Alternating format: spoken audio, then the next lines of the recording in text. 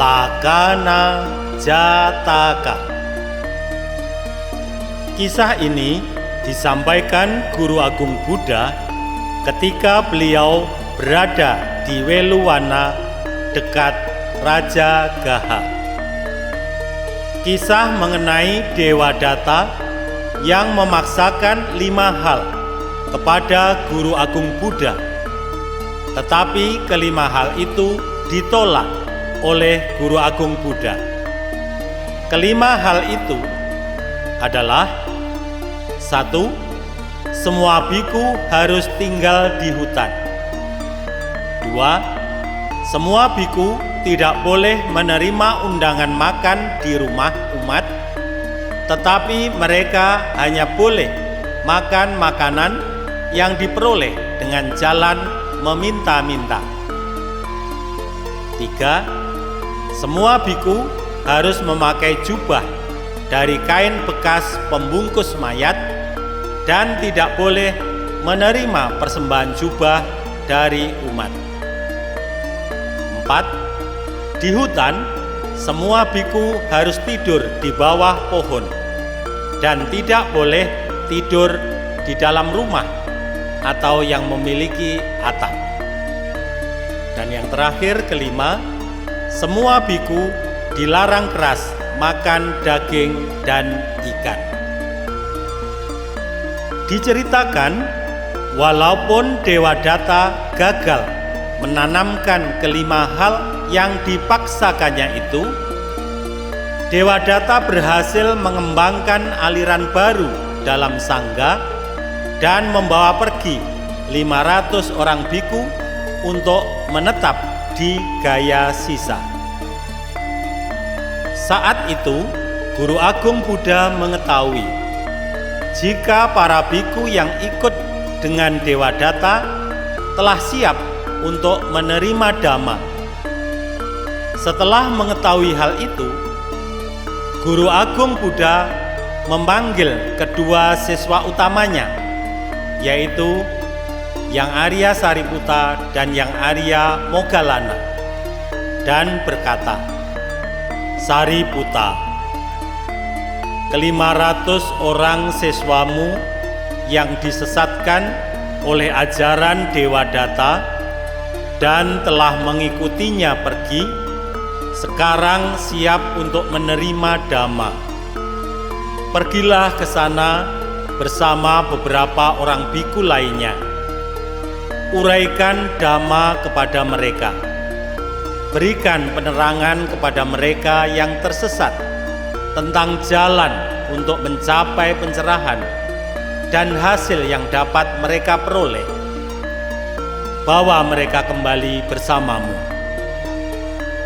Setelah mendapatkan perintah dari Guru Agung Buddha, Yang Arya Sariputta dan Yang Arya Moggallana beserta beberapa biku, mereka pergi ke Gaya Sisa, tempat Dewa Datta dan para biku berada. Ketika Yang Arya Sariputta dan Yang Arya Moggallana tiba di Gaya Sisa, mereka diterima dengan gembira oleh Dewa Datta, sebab Dewa Datta mengira bahwa Sariputta dan Moggallana berdua juga ingin bergabung dengannya. Malam itu, Dewa Datta berkhotbah sampai larut malam. Waktu merasa sudah letih sekali, Dewa Datta minta Sariputta untuk meneruskan khotbahnya, sedangkan ia sendiri pergi tidur. Yang Arya Sariputta membabarkan Dhamma, memberi penjelasan mengenai jalan untuk mencapai pencerahan dan hasil yang dapat mereka capai. Keesokan harinya, saat fajar tiba, mereka kembali bersama para biku ke Weluwana.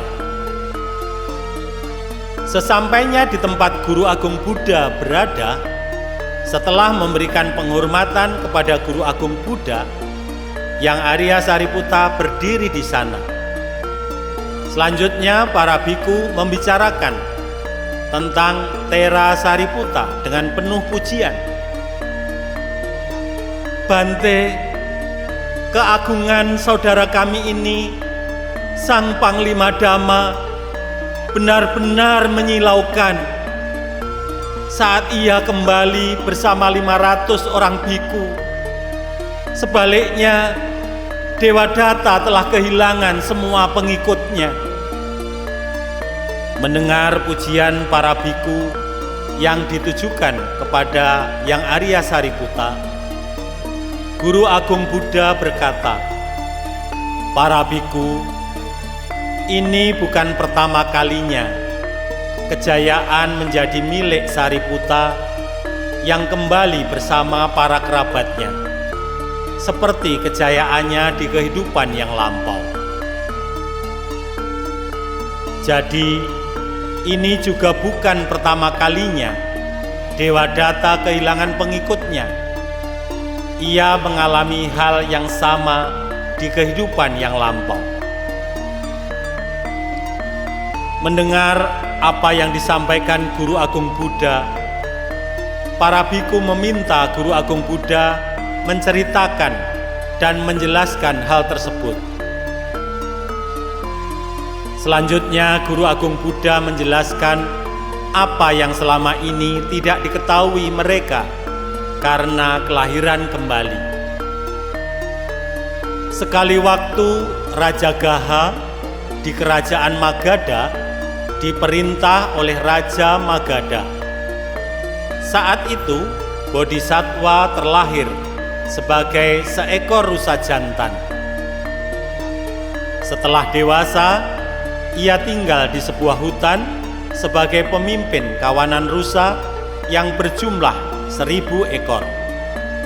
Ia memiliki 2 anak yang bernama Lakhana, artinya keistimewaan, dan Kala, artinya kegelapan.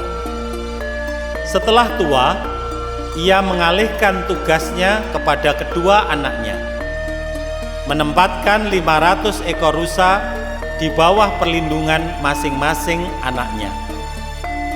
Sejak saat itu, kedua rusa muda bertanggung jawab untuk melindungi kawanan rusa tersebut.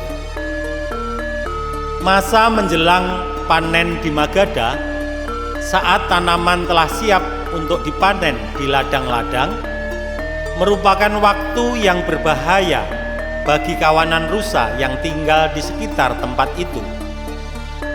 Didorong oleh keinginan untuk membunuh semua makhluk yang memakan hasil panen mereka, para petani menggali lubang perangkap, memperbaiki pagar, mempersiapkan jebakan batu, memasang jerat dan jebakan lainnya. Akibatnya, banyak rusa yang mati terbunuh. Saat Bodhisattva menandai musim panen telah tiba, ia memanggil kedua putranya dan berkata, "Anak-anakku, ini adalah saat di mana tanaman telah siap untuk dipanen di ladang-ladang. Banyak rusa yang mengalami kematian di saat seperti ini. Kami yang telah tua akan mengadakan giliran untuk tinggal di tempat-tempat tertentu. Kalian bawa semua rusa yang ada untuk berlindung di pegunungan dalam hutan itu, dan kembali setelah masa panen selesai." Mendengar arahan dari Bodhisattva, kedua anaknya, Lakhana dan Kala, berkata, "Baiklah ayah." Selanjutnya Lakhana dan Kala, mereka segera berangkat bersama kawanan rusa mereka, sementara ayah mereka menunggui tempat tersebut. Manusia yang tinggal di sekitar tempat itu mengetahui dengan baik bahwa saat-saat seperti ini, kawanan rusa akan pergi ke pegunungan dan kembali setelah masa panen selesai.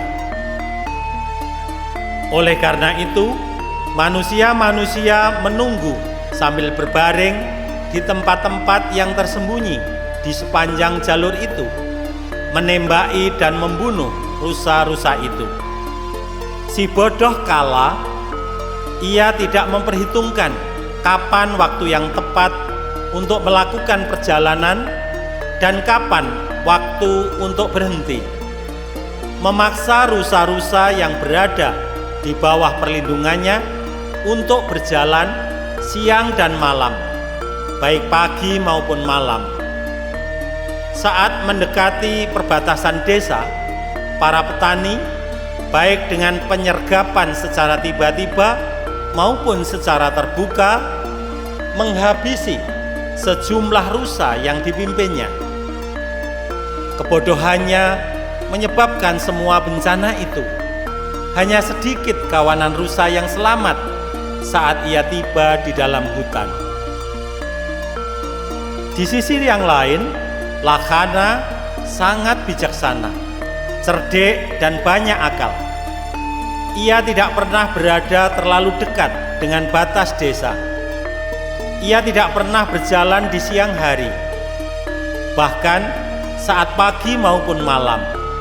Ia hanya melakukan perjalanan di tengah malam, sehingga ia berhasil mencapai hutan itu tanpa kehilangan seekor rusa pun. Mereka tinggal di dalam hutan selama 4 bulan, tidak pernah meninggalkan tempat itu sebelum masa panen berakhir.